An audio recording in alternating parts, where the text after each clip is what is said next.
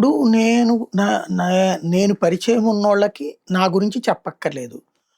నేను పరిచయం లేనోళ్ళకి నా గురించి చెప్పినా ఉపయోగం లేదు.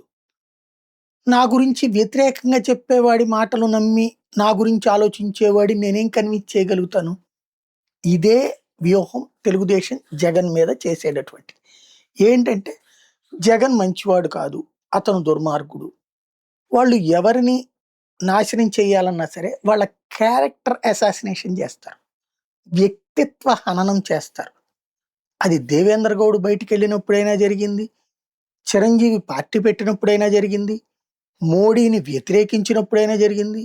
ఎన్టీ రామారావుని పదవి నుంచి గద్దె దించినప్పుడైనా జరిగింది. చిన్న చిన్న లోపాలని పెద్ద పెద్ద మైక్రోస్కోపులతో ఎక్స్‌పోజ్ చేస్తారు. ఎన్టీ రామారావు తన వ్యక్తిగత జీవితంలో తప్పు చేశాడా? తప్పు చేసుంటే ఒప్పుగా బహిరంగంగా పెళ్ళెందుకు చేసుకుంటాడు? ఆయన ప్రజలెందుకు అంగీకరిస్తారు? మరి అంగీకరించిన ఆయన్ని క్యారెక్టర్ అసాసినేషన్ ఏ స్థాయిలో చేశారు?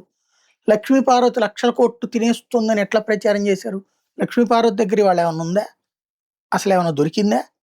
పోనీ ఎన్టీ రామారావు ఏమన్నా అమ్మాయిల పిచ్చోడా? కానీ అలా ప్రచారం చేశారే, అలా సాగిందే. ఆ తర్వాతన ఎన్టీ రామారావుతో అవసరం వచ్చాక మళ్ళీ ఎన్టీ రామారావు మహానుభావుడని ఈనాడు, జ్యోతి కథనాలేస్తాయి. వీళ్ళందరూ పదే పదే మాట్లాడతారు. Character assassination.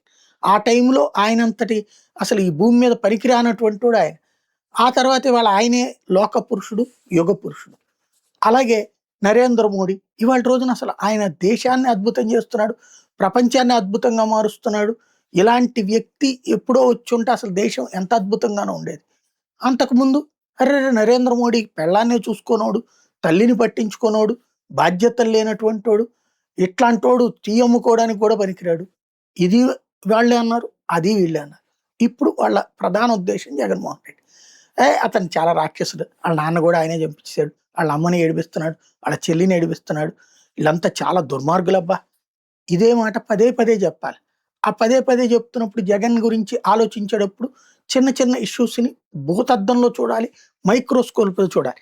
అదే మన వాళ్ళు అమ్మాయిలతో పడుకున్నా, ఆ అమ్మాయిలే బయటకొచ్చి కంప్లెయింట్ చేసినా, వాళ్ళ మీదే కేసులు పెట్టి వేధిస్తున్నా, ఇసక తినేస్తున్నా, మద్యం తాగేస్తున్నా, పోలీసులతో అక్రమ కేసులు పెట్టిస్తున్నా, రౌడీజాలు బహిరంగంగా చేస్తున్నా, లంచాలు లేకపోతే పని జరక్కపోతున్నా, ఇవన్నీ కూడా సహజ సిద్ధమబ్బా!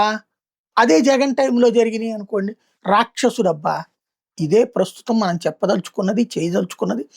జగన్ మీదన నెగెటివ్ క్యాంపెయిన్ అన్నటువంటిది రానున్నటువంటి 3 సంవత్సరాలు కూడా మరింత తీవ్రంగా చూస్తారు. దాని ఉద్దేశ్యం ఏంటంటే జగన్‌ని చూడగానే రెండే కోణం. ఒకటి ఛీ అనుకోవాలి. రెండోది ఏమో అతనేందో మనకు తెలవదు గదా! వద్దులే. ఇంకెవరికైనా ఏద్దాం. జగన్‌కి తప్ప ఇంకెవరికైనా ఏద్దాం. ఒకవేళ బాబు నచ్చకపోతే. అనేటటువంటి ఒక ఫీలింగ్ క్రియేట్ చేయడమే ఇప్పుడు జరుగుతున్న తతంగం వెనకాల ఉన్న ఉద్దేశ్యం.